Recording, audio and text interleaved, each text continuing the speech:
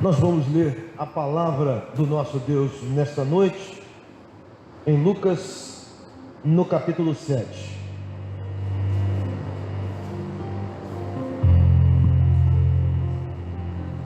Lucas, capítulo 7.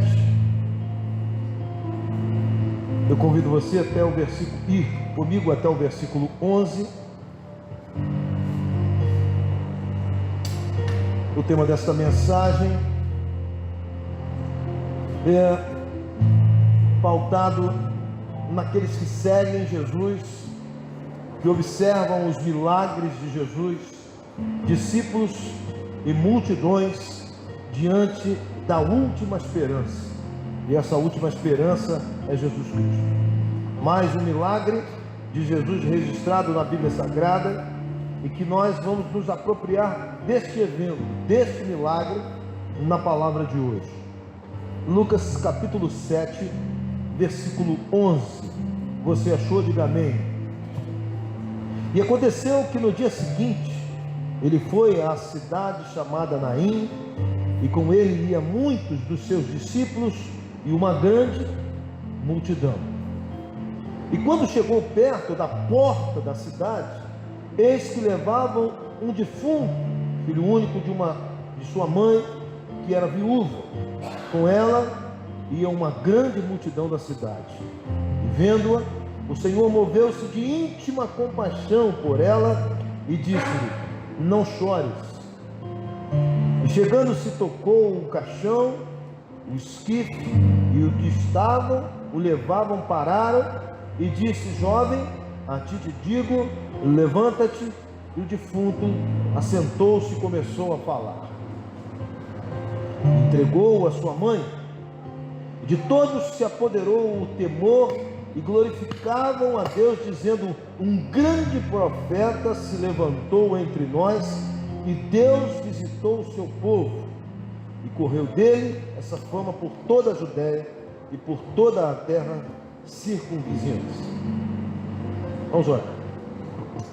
Meu Deus, mais uma vez nós estamos diante das tuas escrituras, e por ela nós nos apropriamos nesta noite, pedindo que o Senhor a mantenha aberta em nosso favor, que a tua voz seja ouvida neste lugar. Muitos de nós hoje veio até aqui para ouvir a tua voz e dela ouvir a tua resposta. Por isso fala conosco, Senhor, fala com o teu povo, não aquilo que nós gostaríamos de ouvir, mas fala conosco aquilo que é necessário ouvir de ti nesta noite. Abençoa-nos, Senhor, com a tua palavra, com a tua vontade sobre nós, nesta noite e para todo sempre, porque oramos em nome de Jesus. Amém. A cidade de Naim, ela está de pé até hoje. Muito interessante ver que essa cidade, ao longo desses anos do relato bíblico, ainda sobrevive. É uma pequena cidade, é um pequeno vilarejo, uma cidade de Naim, que quer dizer graciosa, formosa, bela, vistosa. Apesar de uma cidade pequena, é uma cidade que traz um relato bíblico impressionante, um dos milagres mais impressionantes que Jesus Cristo fez e nos trouxe através desse relato aqui na Bíblia Sagrada. Essa história, né, traz para nós o relato de que Jesus sai de Cafarnaum e vai até Naim. Ele não entra na cidade, mas do lado de fora, nos portões desta cidade, ele está vendo um funeral, o caminho de um funeral. Ele está vendo uma multidão que traz choro, que traz lágrima, de um filho que está morto num esquife ou num caixão. Já eu falo um pouquinho mais sobre isso. Caminhando com essa mãe que sofre, que chora por um filho que está morto. É esta multidão que a Bíblia relata, uma multidão de sofrimento, de dor, de lástima, por um sepultamento de um jovem filho de uma esposa, de uma mãe viúva. Agora, se nós olharmos também o relato bíblico, nós veremos um outro grupo, aliás, dois outros grupos. uma multidão que segue a Jesus e um grupo que a Bíblia chama de discípulos. Discípulos de Jesus. Esses discípulos poderiam ser os 70, que Lucas narra mais à frente, mas no nosso entendimento, discípulos, se forem os 12 ou se forem os 70, discípulos é aquele que está mais próximo de Jesus, que tem a sua conotação na Bíblia diferente, que tem um vislumbre diferente, que tem um comportamento diferente, que está mais próximo de Jesus, que tem interesses diferentes dos outros. Quais são os outros? A Bíblia chama de multidão. Multidão que acompanha Jesus e uma multidão que está acompanhando a morte, que está acompanhando de um lado. Se de um lado nós temos um grupo, uma multidão que segue a Jesus, junto com um grupo de discípulos, essa multidão e esses discípulos que está ao lado de Jesus é um grupo de vida, é um grupo que vislumbra a vida, que quer ver o milagre, que quer ver a esperança, que sabe que Jesus é a última esperança. E de um outro grupo que a Bíblia chama de multidão, é um grupo da morte, é um grupo de uma sociedade sofrida, é um grupo que caminha junto a uma mãe que está levando o seu filho para o sepulcro, que está levando o seu filho para o sepultamento. Esse é o pano de fundo, essa é a história que permeia Lucas capítulo 7, a partir do verso 11, do versículo 11. Essa é a história narrada pela Bíblia Sagrada. É isso que os nossos olhos conseguem captar quando nós vemos e lemos esse relato aqui. Triste, mas que tem um desfecho fantástico, que tem um desfecho milagroso, que tem um final excepcional, extraordinário, algo sobrenatural que só Jesus poderia falar. O que nós podemos extrair daqui desses milagres? Eu volto a dizer a vocês, nós estamos compartilhando todo domingo sobre o milagre, nós estamos falando sobre os milagres de Jesus, mas nós não olhamos para os milagres de Jesus e gostaríamos que ele de fato repetisse em nossas vidas.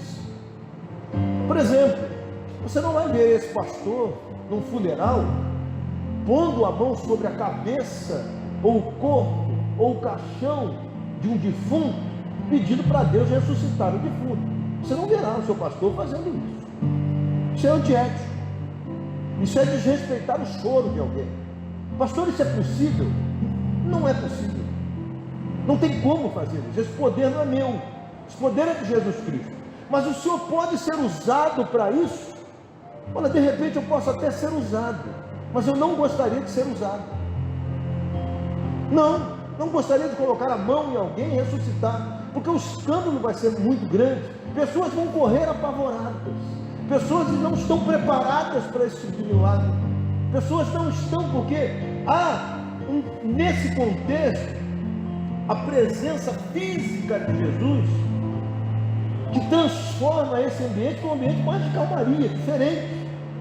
Então, necessariamente esse milagre não irá acontecer conosco, não é necessário acontecer.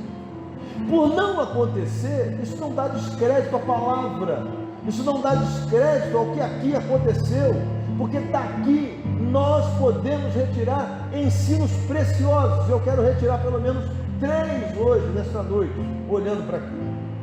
E o primeiro é fazer uma pergunta a você. Quando eu olho para esse milagre de Jesus, para essa história narrada, para toda essa sensação que nós temos ao vislumbrar pessoas, uma multidão que chora, uma multidão alegre, um grupo de discípulos ao lado de Jesus, imediatamente eu sou reportado, eu sou confrontado por uma pergunta. Se eu estivesse aqui, ou daqui olhando para este grupo, qual o grupo que eu estaria inserido? Qual o grupo que eu me incluo? A pessoa que segue a Jesus, aquele que segue a Jesus, aquele que caminha com Jesus, que não dá um passo na sua vida sem olhar para onde Jesus vai, eu estou. Esse que caminha com Jesus, essa que caminha com Jesus, você, no caso de hoje, se encaixaria em qual grupo aqui? Qual grupo você estaria? No grupo da multidão que quer vida, segue a Jesus? Você estaria no grupo dos discípulos? Ou você estaria, infelizmente, no outro grupo que chora? Eu preciso que você olhe para lá, para esse texto, e me responda isso. antes de você me responder, eu quero aqui identificar esse grupo. O primeiro grupo é o grupo de discípulos. Esse está mais próximo de Jesus. O que esse grupo tem que as outras duas multidões não têm?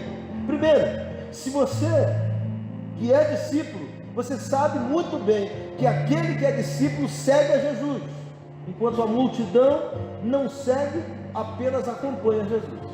Enquanto um segue, o outro acompanha. Há uma diferença grande. Você que é discípulo, você está perto de Jesus, você quer caminhar lado a lado com Ele, você quer caminhar de mãos dadas, ser por Ele guiado. Mas essa multidão que aqui está, que não é discípulo, segue a Jesus, mas de longe, não de perto. Essa multidão aqui se difere dos discípulos, porque os discípulos querem ouvir e aprender de Jesus, enquanto a multidão, na verdade, só observa. Os discípulos querem ouvir a palavra de Deus, querem dela se apropriar e praticar. A multidão não. A multidão quer ver apenas milagre, quer ficar de longe, observando, para ver se alguma coisa acontece ali de espantosa, de espetacular, de extraordinário. Os discípulos foram chamados e acolhidos. A multidão não. A multidão foi atraída apenas pela fama do Messias. Eu vou ali, por quê? Porque ali tem milagre. Eu não vou por causa de Jesus, eu vou por causa do milagre. Os discípulos querem Jesus, querem o Jesus da bênção, enquanto a multidão quer a bênção de Jesus. Nós olhamos para os discípulos e vemos que todo discípulo adora a Deus em espírito e em verdade. A multidão apenas faz barulho, não adora, faz burburinho, se acotovela. Quando nós olhamos para os discípulos, você sabe que discípulo anda com Deus, anda com Jesus o tempo todo. Já a multidão não, só sai de casa para ver se o sobrenatural vai acontecer, se o milagre vai acontecer. Aí eu pergunto a você: você é discípulo de Jesus ou você está na multidão que caminha para ver alguma coisa? Você sabe que quando eu olho para essa passagem, eu sempre procuro me encaixar em algum tipo de lugar. E hoje a maioria dos crentes tem essa dificuldade de caminhar com Jesus como discípulo. E os discípulos têm a sua participação no reino diferente daqueles que são multidão. Aqueles que fazem apenas, que compõem uma multidão, que compõem seguir a Jesus, que escolhem a seguir a Jesus como um bando, como um grupo, como multidão, é diferente daqueles que são discípulos. Os discípulos trabalham, os discípulos estão preocupados com o corpo, os discípulos estão preocupados com o ambiente da igreja. Os discípulos colocam a vida do próximo em primeiro lugar, depois colocam a sua. Os discípulos exaltam a Deus, caminham com Deus. A multidão não está nem aí. Agora, se você observar direitinho, houve um homem que foi chamado para sair de uma parentela lá atrás. Esse homem foi Abraão. Esse Deus que nós conhecemos não vai pedir nunca para você abandonar a sua família e seguir, jamais. Ainda que isso seja possível.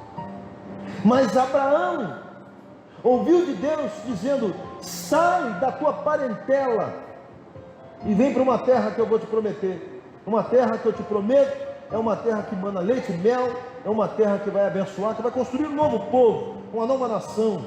É um povo que é meu, que será chamado meu povo. É um povo que será vitrine para esse mundo. O que Deus estava dizendo? Para abandonar a família? Não, Ele estava dizendo para sair dessa multidão idólatra, dessa multidão que não caminha e não olha para Deus da mesma forma como nós, discípulos, devemos olhar. Se você vir para o Novo Testamento, você vai ver outro homem saindo exatamente da multidão. Lucas capítulo 19 narra a história de um homem pequenino que tentava a todo instante ver Jesus, ver os atos de Jesus. O que ele queria é cruzar os olhares com Jesus, mas ele estava no meio da multidão. E o relato diz lá em Lucas 19 que ele sai da multidão, sobe numa árvore uma árvore, um sicômoro, uma árvore que era produtora de figos, mas figo bravo, figo que era pouco comestível naquela ocasião. Ele sobe ali, e ao subir ali, ele é visto por Jesus. Portanto, nós estamos aprendendo hoje que para a gente ser visto por Deus, nós precisamos sair da multidão. Por quê? Porque Deus trata todos como se fosse um, mas trata um como se fosse todos. Se você quer ser abençoado por Deus, não fique no meio da multidão, não fique no meio de todos, porque o que todos querem ver é espetáculo, e o que nós fomos chamados para ver é o serviço que Deus nos constitui como corpo, como discípulos. A maioria de nós pensa exatamente naquilo que eu vou acabar de dizer para você aqui. Presta atenção. Você já viu um ditado? Os incomodados que se mudem. Já ouviu? Os incomodados que se mudem. Não está satisfeito? Se mude. Essa é a fala de todos aqueles que fazem parte da multidão. Agora, como é que um discípulo se pronuncia? Quando existe um entrave, uma dificuldade, um problema, como é que um discípulo se pronuncia? Da mesma forma, os incomodados têm que mudar. Mas não é mudar da igreja, não é sair do problema, é uma autoanálise que eu faço. Se eu estou incomodando, eu preciso fazer uma autoanálise. Os incomodados se mudem, os incomodados que se transformam. Quem é discípulo, quem não faz parte da multidão, tem essa constituição em si, em dizer que eu preciso mudar, há alguma coisa em mim que eu preciso transformar, há alguma coisa em mim que eu preciso mudar, porque eu sou discípulo, eu não faço parte da multidão. A multidão vai sim, de fato, mudar. A multidão vai pegar a sua bagagem, no primeiro problema, vai embora para outra igreja, vai tentar a sorte em outro lugar, vai ver se lá no meio daquela multidão se acha. Mas nós não, nós somos discípulos, entendemos que o incomodado se mude, e se eu estou incomodado, eu preciso mudar.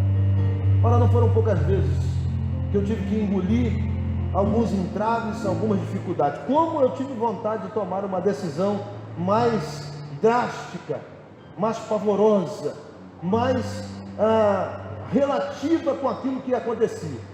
Mas você sabe que eu olhei para esse texto, e olhando para o texto eu descobri que os incomodados de fato precisam mudar. E eu que sou incomodado, precisava mudar. Eu precisava fazer uma autoanálise e fiz assim. Eu não sei qual é o problema que nós estamos enfrentando, ou você está enfrentando, mas eu quero convidar você, principalmente você que aqui está nesta noite, a sair da multidão e parar de pensar como todos pensam, e passar a pensar com a cabeça de um discípulo, passar a pensar com a cabeça de Jesus. Dar as mãos a Jesus significa pensar de uma forma diferente. Como é que você pensa? Eu penso como ele pensa. E como é que ele pensa? Ele decide no meu lugar. E o que ele faz? Ele faz o que é melhor para mim. Eu não vim aqui atrás dos milagres como a multidão vem. Eu vim aqui atrás da maior bênção que um ser humano pode ter, que é a sua salvação, que é ser discípulo de Jesus. Que você seja abençoado por Jesus nesta noite, e ele seja você seja por ele encontrado como discípulo de Jesus Cristo. Amém, queridos? Em segundo lugar, eu olho para esse texto e começo a descobrir, olha aqui, que o mais lindo do nosso Deus, o mais perfeito da divindade é a sua humanidade. O Deus Todo-Poderoso, o grande El Shaddai que nós conhecemos, é mais humano do que você pensa. E essa é a parte mais linda do Deus que nós conhecemos, que o Deus que é apresentado por Jesus Cristo nas páginas do Novo Testamento. Esse Deus Todo-Poderoso é humano, é mais humano do que você a sua cabeça possa imaginar. Por que isso? Porque quando você olha para esta passagem, você vai começar a descobrir algumas coisas interessantes. Ora, não era a primeira vez que essa mulher passa nesse lugar, é a segunda vez, porque ela é nos apresentada como viúva. Portanto, ela passa ali para enterrar o próprio marido, para sepultar o próprio marido. ela passa e no meio daquele caminho, saindo de dentro da cidade e colocando o seu marido na trajetória do cemitério, na verdade nas ruas que ela percorre, ela vai deixando para trás a sua alegria, a alegria de uma esposa, de ter um cuidador, de ter alguém do seu lado. Mas agora pela segunda vez, esta mulher sofre, e pelo caminho ela está carregando o caixão do próprio filho. Ela vai deixando pela estrada, e os seus pés vão deixando para trás a esperança. Porque presta atenção aqui, pelos costumes daquela ocasião, daquela época, toda mulher que era viúva deveria ser cuidada pelo filho mais velho. É por isso que Jesus Cristo, quando morre na cruz do Calvário, quando está na cruz, antes de entregar o seu espírito para Deus, ele chama João, que está ao pé da cruz, chama a sua mãe e diz: aí mulher, eis aí o seu filho, e homem, olha aí a sua mãe. Ou seja, cuida dela para mim, ela precisa de cuidados, ela precisa que alguém cuide dela, porque José, provavelmente o pai daqui da terra, o pai terreno de Jesus, já tinha falecido. O cuidado daquela ocasião aconteceu mais tarde com os diáconos da igreja, quando cuidaram das viúvas. E é uma obrigação nossa até hoje cuidar das viúvas. Você que é viúva, você está cuidado, viu? Cuidada aqui pela nossa igreja. Portanto, quando Jesus Cristo está olhando para esta mulher, nós estamos olhando para esta passagem na Bíblia Sagrada, nós estamos vendo, estamos diante de um quadro angustiante, de alguém que sepultou o marido e agora está sepultando o próprio filho. Porque se ela sepulta o filho, acaba dela toda a esperança. O filho que estava cuidando dela agora, sepultado, só resta àquela mulher viver pela cultura daquela ocasião. Ou seja, ela seria vendida como escrava ou seria vendida como prostituta. Nós olhamos para esse quadro, é um quadro de sofrimento. É uma mãe que vem com uma multidão, do outro lado tem uma multidão que está do lado de Jesus, ao lado dos seus discípulos também, que tem um grupo de vida, mas esse grupo de vida vê uma mãe passando com uma multidão, trazendo uma morte, caminhando pela morte, caminhando pelo sofrimento, pela angústia. É como se ela dissesse: sai da minha frente, que eu quero passar com a minha dor. Não fique aí, que eu quero passar com a minha dor. Algo interessante começa a acontecer aqui. A sorte dessa mulher começa a acontecer exatamente no versículo 13. Lá no versículo 13, Jesus Cristo, vendo-a, se moveu de íntima compaixão, chegou perto dela e disse: o que ele disse? Não chore. Presta atenção aqui, olha para cá, olha para cá. O que essa frase de Jesus tem a ver com essa história aqui? E o que essa fala de Jesus quer dizer a nós? Preste muita atenção. Para esse menino estar sendo sepultado, para esse menino estar caminhando com essa multidão, é porque ele já tinha morrido 3 dias atrás. Já era o 4º dia. Um sepultamento daquela cultura começava e durava 4 dias. Era apenas depois do 4º dia que todos iam dizer: pronto, não tem mais jeito de se levantar mesmo, morreu, não tem jeito.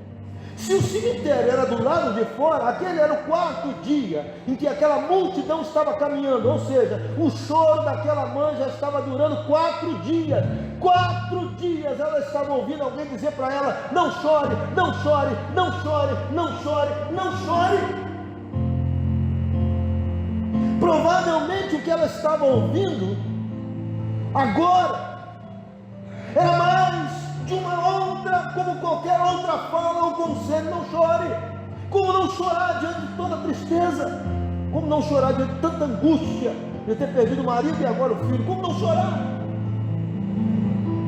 E por que Jesus repete provavelmente a fala onde todos estiveram falando, tiveram exatamente nesses 3 dias falando para ela: não chore? Qual é a diferença entre eu chegar para você e dizer: não chore, e você olhar para mim e dizer assim: eu não choro por quê? O senhor está sentindo a minha dor? Está sofrendo o que eu estou sofrendo? Acaso o Senhor está dentro de mim, do meu peito, da minha angústia, para me dar esse conselho? É verdade, irmãos. Chegar diante de alguém que está sofrendo e dizer não chore, provavelmente seja uma hipocrisia, seja um péssimo conselho. O senhor precisa chorar mesmo diante da sua lástima, do seu luto, das suas dificuldades. Nós temos que chorar mesmo. Precisamos colocar para fora aquilo que nos angustia, e muito. Mas esse é um conselho, não é meu, é de Jesus. Afinal de contas, o que tem diferente? Tem diferente que é Jesus que está falando, não sou eu e não é você. Se você chegar diante de alguém que está sepultando alguém e dizer não chore, você está cometendo um grande pecado. Não faça isso. A não ser que você esteja com a voz de Jesus Cristo, a não ser que você esteja com a autoridade de Jesus Cristo. E quando você chegar para alguém com a autoridade que só há em Cristo Jesus e dizer exatamente esta frase, não chore, possivelmente o choro irá cessar naquele momento. Não diga por suas próprias palavras, mas diga que somente Jesus tem condições de enxugar toda lágrima. Aliás, a palavra dele vai dizer que no final do tempo toda lágrima será enxugada. E é possível que Jesus Cristo esteja aqui hoje dizendo para você que nas maiores angústias que você sofre, ele pode estar dizendo aquilo que muita gente já disse para você: não chore, não chore, não chore, não chore. Mas há uma diferença quando Jesus se coloca diante de você e diz: não chore, não chore, porque o que ele vai fazer é algo extraordinário, e o que ele faz é arrancar do seu peito toda angústia, em nome de Jesus. Agora, o que mais espanta a cada um de nós é o que se segue, porque diz o texto que ele toca, em algumas versões diz que ele toca no esquife, algumas versões já diz que toca no caixão. Por que ele toca ali no esquife? Por que ele toca no caixão? Né? Não sei. Você sabe que eu tenho uma impressão de que na verdade Jesus Cristo deve ter se colocado na frente daquele funeral, depois de ver olhar o choro daquela mãe, com um olhar de compaixão, ele deve ter se colocado ali na frente e deve ter bradado em alta voz: para! Cessa isso! Acaba com isso! Acaba com essa tristeza! Eu tenho essa sensação de que foi isso que a gente não consegue alcançar aqui no relato bíblico, mas só a autoridade de Jesus pode de fato fazer exatamente isso, colocar a mão sobre a mão daqueles que conduziam o caixão, colocar a mão no peito daqueles que estão caminhando na direção. Para! O toque de Jesus parece que é exatamente isso. E quando você olha para o versículo 14 e 15, ele diz para o menino: se levanta. Ele diz para o menino se colocar de pé, e ele entrega a mãe dele. Agora presta atenção uma coisa aqui para mim. Olha para cá, olha para cá, olha para cá. Você já viu alguém morto? Já parou para pensar? Tem profissionais da saúde aqui que sabem muito bem o que eu vou dizer. Mas você já parou para observar alguém morto? Primeira coisa, as pupilas ficam todas brancas. O seu olho só é olho porque você está vivo. O sangue bombeia e ele traz consigo água, coloca a água nos seus olhos para eles ficarem assim. Alguns têm os olhinhos esbugalhados, né? Mas quando se morre, a primeira coisa que acontece é ficar branco. Os olhos fecham e a água que tem aqui dentro, ele drena. A segunda coisa que começa a acontecer é que quando eu fui para pesquisar isso, a maioria das pessoas que dizem que um corpo está morto, na verdade está vivo.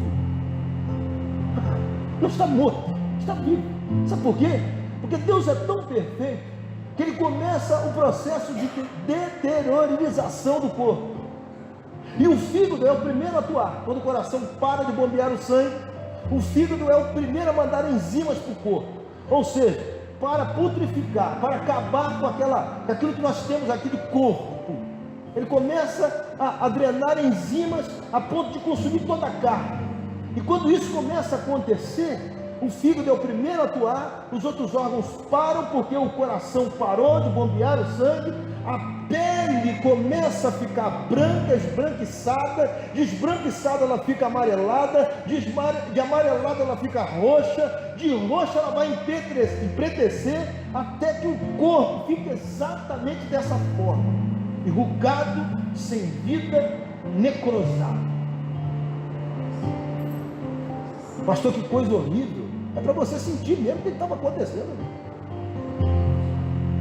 Quando Jesus Cristo chega, presta atenção aqui, presta atenção.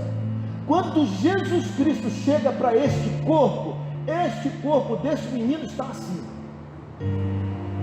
E aí é nesta hora que ele olha para esse corpo e toca numa morte que não pode ceder, que não pode vencer a Jesus Cristo. Olha que essa é a primeira ressurreição que Jesus Cristo faz. Logo à frente ele vai ressuscitar a filha de Jairo, mais à frente ele ressuscita Lázaro, seu amigo. Mas aqui é algo tão extraordinário que quando eu comecei a olhar para isso, eu vejo Jesus tocando num corpo assim, necrosado. Quando ele põe a mão, ele dá a autorização para o coração começar a bombear sangue de novo. Aquele sangue já estava coagulado, um coração que estava parado há 4 dias começa a bombardear, a bater de novo, a pulsar. Milagrosamente o sangue começa a correr nas veias daquele corpo necrosado, e aquela pele que estava enegrecida começa a ficar roxa, começa a ficar amarelada, começa a ficar branca de novo, e as células que estavam mortas começam a ficar vivas. É Jesus Cristo dando uma ordem para o fígado parar de dizimar o próprio corpo. É o corpo com seus órgãos vitais voltando a funcionar. Sabe por quê? Porque Jesus Cristo tem poder de dizer assim: vida, eu quero vida aonde tem morte, porque a morte não pode vencer a nós. Portanto, você que aqui está, preste atenção, o milagre que Jesus Cristo fez foi vencer a morte. Se ele venceu a morte, por que ele não vai vencer? Ele não pode hoje ter autoridade sobre a sua vida e vencer essa dor que você carrega. Aonde quer que seja a dor que você carrega, diga para Jesus: está doendo aqui, e basta uma palavra dele para ele curar você. Ele levantou alguém que estava morto, ele deu ordem a algo sobrenatural, que só sobrenaturalmente poderia voltar a existir, que era alguém que está engolido pela morte. A morte teve que devolver a vida. Se ele fez isso, se ele tem poder para isso, ele pode muito bem curar a sua dor hoje, nesta noite, em nome de Jesus. Basta que ele diga, basta que ele queira, basta que ele toque em você. E nesta igreja, irmãos, nós não precisamos passar por debaixo de 7 colunas, nós não precisamos fazer campanha disso ou daquilo, nós não precisamos sapatear em cima de nada, absolutamente nada para ser curado. Basta uma palavra do nosso Deus para nos curar. E se ele tiver isso hoje, se ele estiver aqui hoje como ele está, e dizer isso para você, para a sua dor, essa dor vai bater em retirada em nome de Jesus. Em terceiro lugar, quando eu olho para esse texto, eu vejo em último lugar que os olhos de Jesus, quando cruzam com os olhos daquela mãe, não é um olhar comum, não é um olhar de alguém que tem pena, mas o texto chama de compaixão. Esse Deus, esse Jesus Cristo, que é nos apresentado, ele não tem apenas poder sobre a natureza para acalmar os ventos, a tempestade, ele agora nos é apresentado como o Senhor além da morte. Ele dá ordem à morte, a morte diante dele bate em retirada. A morte diante de Jesus tem que colocar para fora quem não engoliu. Mas ele não é apresentado apenas como o Senhor Todo-Poderoso, dono do universo, dono da vida, dono da morte, dono de tudo que está na mão dele. Não é apresentado apenas como isso.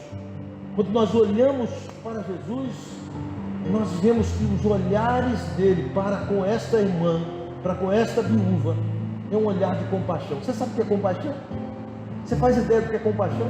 Compaixão é a maior virtude que um ser humano deve ter. Compaixão é uma obrigação de todo crente. Eu sou crente, eu sou salvo em Cristo Jesus. Você precisa ter compaixão. Se você não tiver compaixão, você não é crente, você não é evangélico, você não é um cristão, você não está ao lado de Jesus, você não é discípulo de Jesus. Compaixão é muito, mas muito confundido com simpatia. Eu sou simpatizante de alguém, eu tenho simpatia por alguém. Quando eu tenho simpatia por alguém, eu sinto com alguém. Portanto, se alguém gosta de alguém, eu também gosto. Mas por eu ter simpatia por aquela pessoa, eu sinto com ela. Se ela desgostar de algo, eu também desgosto. Eu tenho que concordar com os desgostos dela. É nessa hora, irmãos, que nós olhamos para a compaixão e descobrimos que a compaixão é algo que nós precisamos buscar e evidenciar aqui também nesta noite. Além de hoje descobrir que nós não fazemos parte de uma multidão, fazemos parte dos discípulos de Cristo. Além de olhar para esse texto, descobrir que nós temos nessa divindade a maior humanidade possível, de que a coisa mais linda da divindade de Jesus é a sua própria humanidade. Eu também preciso descobrir que eu preciso ter compaixão. Compaixão é sofrer com, é me colocar no lugar do outro e sofrer com alguém. Se você é discípulo de Jesus, você precisa ter os seus olhares voltados mais para a compaixão e menos para a simpatia. Compaixão não é um atributo, um sentimento, uma virtude de alguém que é infantil, de uma criança, de um covarde. Não, muito pelo contrário. Porque alguém que tem compaixão, ou seja, está do lado, sentindo as dores do outro, não fica aí, chorando para o tempo todo, angustiando-se com a angústia do outro. Não! Na verdade, quando eu estou com a compaixão para com alguém, quando os meus olhos olham para alguém, eu não sinto pena, eu sinto como se eu estivesse na mesma dor, colocando-me ao lado daquela pessoa, mas eu não me coloco ali para chorar junto, para derramar as lágrimas. A compaixão é a atitude de Jesus, que se coloca do lado, que sofre com os que sofrem, mas automaticamente toma uma atitude. E a atitude foi de trazer de novo uma alegria àquela pessoa. Eu tenho compaixão pelo meu irmão, então coloque-se no lugar dele. Eu tenho compaixão com o meu irmão, eu já estou no lugar dele, o que eu faço agora? Eu vou ajudá-lo a sair desse buraco. Como é que eu faço? Eu não largo a mão dele. Como é que eu faço? Eu não vou ficar apenas do lado dele. Se ele for lá na boca do inferno, eu vou com ele. Mas eu não deixo ele cair lá, eu vou de lá com ele, agarrado. Eu vou orar, eu vou jejuar, eu vou me colocar à disposição daquele irmão, porque eu sei das dores, eu sei da dificuldade. Era Jesus olhando para aquela viúva, olhando para aquela mãe que tem um filho, se coloca do lado dela, mas toma uma atitude digna, uma atitude de resolver o problema, de devolver para ela a esperança. Volto a dizer, eu não estou convidando você hoje a colocar a mão sobre alguém que morreu para ressuscitar. Mas eu estou pedindo a você que se coloque do lado de alguém que sofre.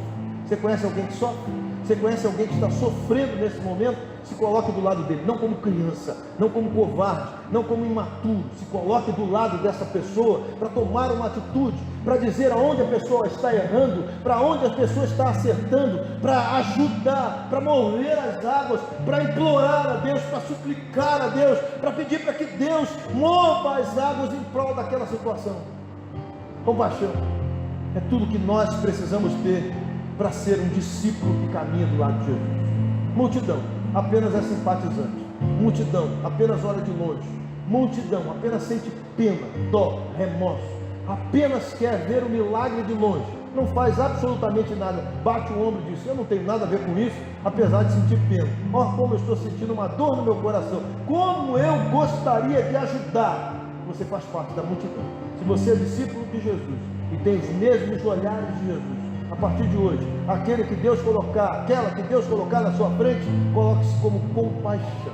Compaixão é cruzar os olhares, pular para dentro da dor dessa pessoa e tomar uma atitude. Quantas pessoas estão esperando a sua atitude? Você é discípulo de Jesus? Você é discípula de Jesus? Ou você faz apenas parte daquela multidão que está esperando o milagre dele? A minha palavra de hoje é uma palavra de confronto, uma palavra em que Jesus Cristo cura, que Jesus Cristo diz para você que Ele é maior do que a morte, Ele é maior do que a sua dor. Mas a palavra também é para você que não tem dor alguma, que é discípulo de Jesus, que está do lado dele, que pode muito bem agora se colocar diante dele para dizer: Senhor, a partir de hoje eu quero ser aquele. E olha para os outros, olha para o meu irmão e tem por ele compaixão. Eu quero somar as minhas dores com as dores do meu irmão. E eu quero, lá na dor do meu irmão, ver aonde ele precisa, o que ele precisa e aonde eu posso ajudar. Eu não saio de lá enquanto ele não estiver curado. Eu não saio de lá enquanto ela não estiver curada. Compaixão, milagre, maior do que a morte, discípulo de Jesus. É a minha palavra nesta noite para você, em nome de Jesus. Vamos ficar de pé? Vamos orar?